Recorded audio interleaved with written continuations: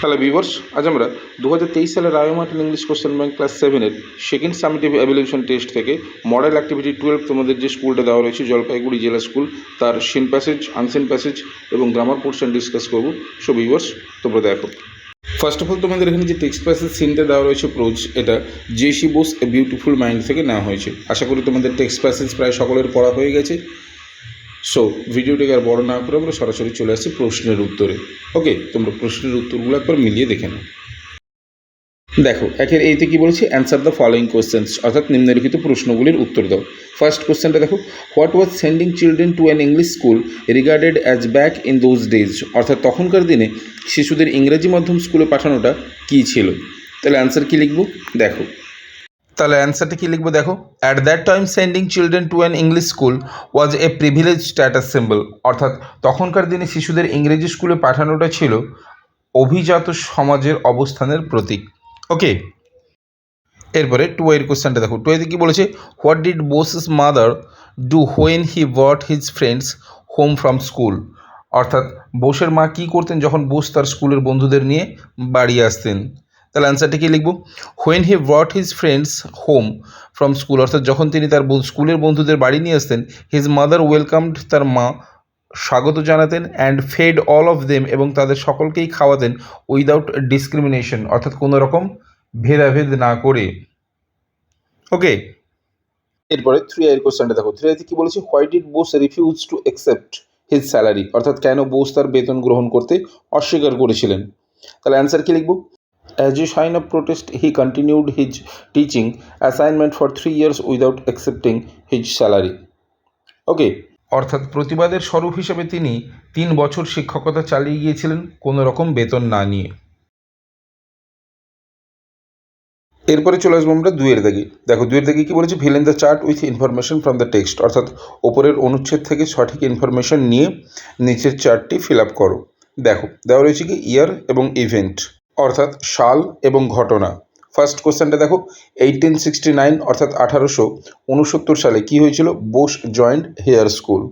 ওকে, এরপরে দেখো দেওয়া রয়েছে ইভেন্টে কী দেওয়া রয়েছে, বিক্রমপুর কনফারেন্স, সালটা মেনশন করতে হবে 1915। এরপরে আবার দেওয়া রয়েছে থ্রি আইতে দেখো, ইভেন্ট দেওয়া রয়েছে admitted to Saint Xavier school, তাহলে সালটা লিখবো 1875। ওকে, এরপরে দেখো ইয়ারটা দেওয়া রয়েছে 1884, তাহলে অ্যান্সারটা কি লিখবো, received the national science tribes from the university of Cambridge and a BSc degree from university of London. Okay, তোমাদের 156 পেজের একেবারে ফার্স্ট লাইনেই উত্তরটা রয়েছে। এরপরে চলে আসবো আমরা দুইয়ের দাগে। দেখো, দুইয়ের দাগে কী বলছে, রিড দ্য পোয়েম কেয়ারফুলি, অর্থাৎ কবিতাটিকে মনোযোগ সহকারে পড়ো, and answer the questions given below, অর্থাৎ নিম্নলিখিত প্রশ্নগুলির উত্তর দাও। এখানে যে পোয়েমটা মেনশন করা রয়েছে নিশ্চয়ই তোমরা বুঝতে পেরেছো, এটা রবার্ট লুইস স্টিভেনসনের লেখা দ্য ভেগাবন্ড থেকে নেওয়া হয়েছে।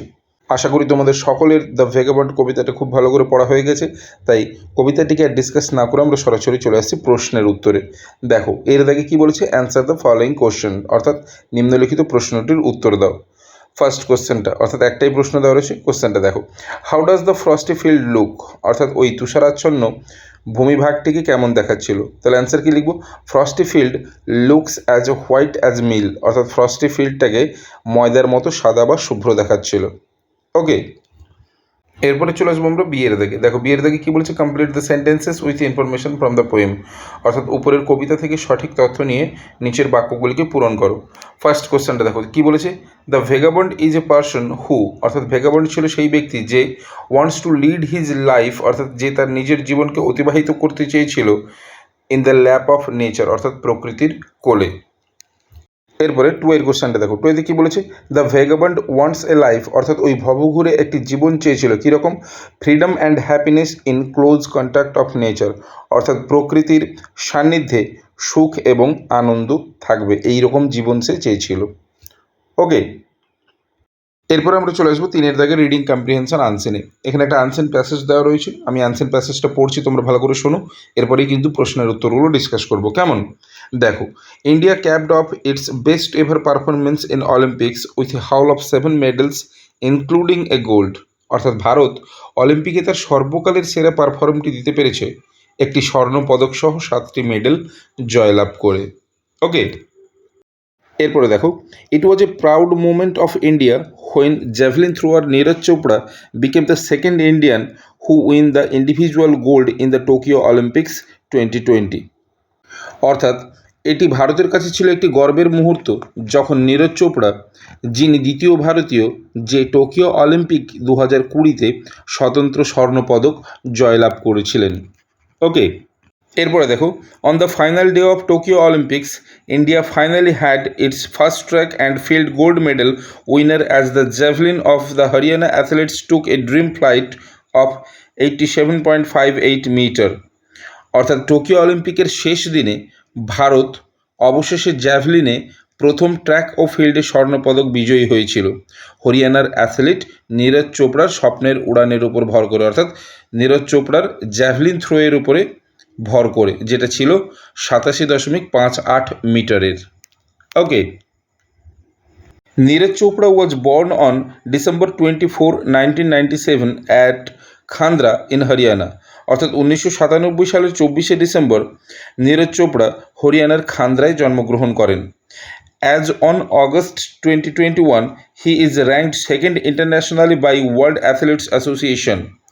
অর্থাৎ নীরজ চোপড়া 2021 সালের আগস্ট পর্যন্ত তিনি বিশ্ব অ্যাথলেটিক্স অ্যাসোসিয়েশনের দ্বারা আন্তর্জাতিকভাবে দ্বিতীয় স্থানে রয়েছিলেন। এরপরে দেখো, Neeraj is also the first track and field athletes from India to win at the IAAF world under twenty championships. অর্থাৎ নীরজ ভারতের প্রথম ট্র্যাক এবং ফিল্ড অ্যাথলিট যিনি IAAF আন্ডার-20 বিশ্ব চ্যাম্পিয়নশিপ জয়লাভ করেছিলেন। ওকে, এরপরে দেখো, ইন 2016 সালে he achieved an under twenty world record throw of 86.48 মিটার। অর্থাৎ 2016 সালে অনূর্ধ্ব 20 হয়ে 86.48 মিটারের একটি রেকর্ড থ্রো করেন।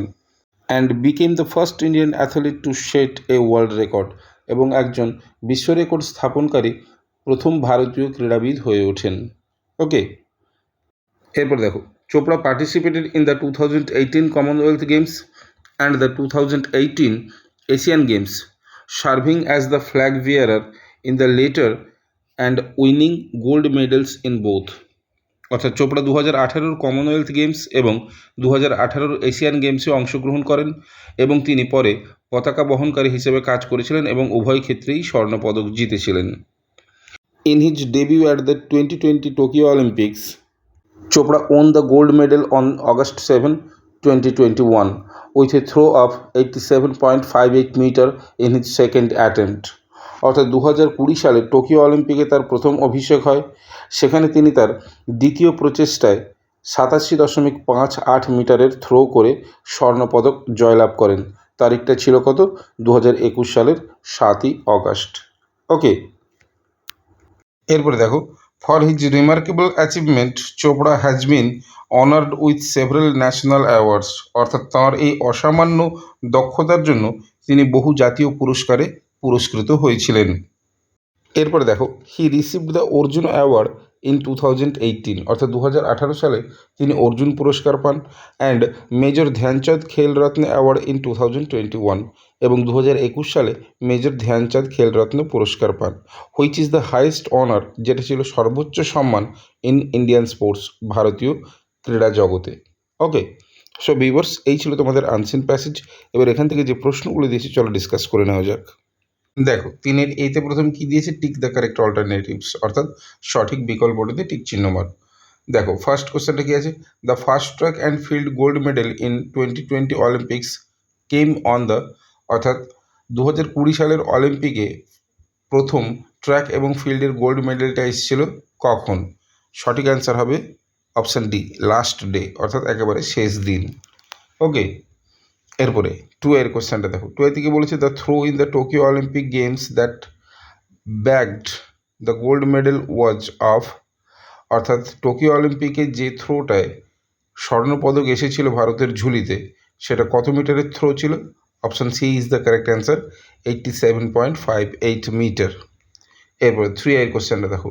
In 2018 Commonwealth games and in Asian games Chopra won, অর্থাৎ 2018 সালের কমনওয়েলথ গেমস এবং এশিয়ান গেমসে চোপড়া জিতেছিলেন কি? Option C is the correct answer, 2 gold medals, অর্থাৎ 2টো স্বর্ণপদক। ওকে, এরপরে চলে আসবো আমরা বিয়ের দাগে। দেখো বিয়ের দাগে কি বলছে, write T for true and A for false statements and provide supporting statements for each of your answer. অর্থাৎ নিচের বিবৃতিটা যদি ঠিক হয় তাহলে বক্সের মধ্যে টি লিখব, যদি ভুল হয় তাহলে এফ লিখব এবং তার সাপোর্টিং স্টেটমেন্ট দেব। ওকে, ফার্স্ট কোশ্চেনটা দেখো, Neeraj Chopra was the only Indian to win gold medal in an individual event in the Tokyo Olympics. অর্থাৎ টোকিও অলিম্পিকে নীরজ চোপড়া স্বতন্ত্রভাবে স্বর্ণপদক জিতেছিলেন। নিশ্চয়ই না, এটা ফলস হবে। তাহলে সাপোর্টিং স্টেটমেন্টটা কী লিখব? It was a proud moment for India থেকে শুরু করে একেবারে টোকিও অলিম্পিক্স 2020 অবধি লিখব। ওকে, এরপরে চলে আসবো আমরা 2 এর কোশ্চেনে। দেখো 2 এতে কী বলেছে, Arjun award is the highest award in Indian sports. অর্থাৎ ভারতীয় খেলার জগতে অর্জুন পুরস্কার হচ্ছে সর্বোচ্চ সম্মান। নিশ্চয়ই না, এটাও ফলস। তাহলে সাপোর্টিং স্টেটমেন্টটা কী লিখব? দেখো, major Dhyanchand Khel Ratna award is the highest honour in Indian sports. Okay, এটাই হবে সাপোর্টিং স্টেটমেন্ট। এরপরে 3 এর কোশ্চেনটা দেখো, 3 এতে কী বলেছে, Chopra won the gold medal in his third attempt in the 2020 Olympics. এটাও ফলস হবে। তাহলে সাপোর্টিং স্টেটমেন্টটা কী লিখব? দেখো, Chopra won the gold medal on August 7, 2021 with a throw of 87.58 meter in his second attempt.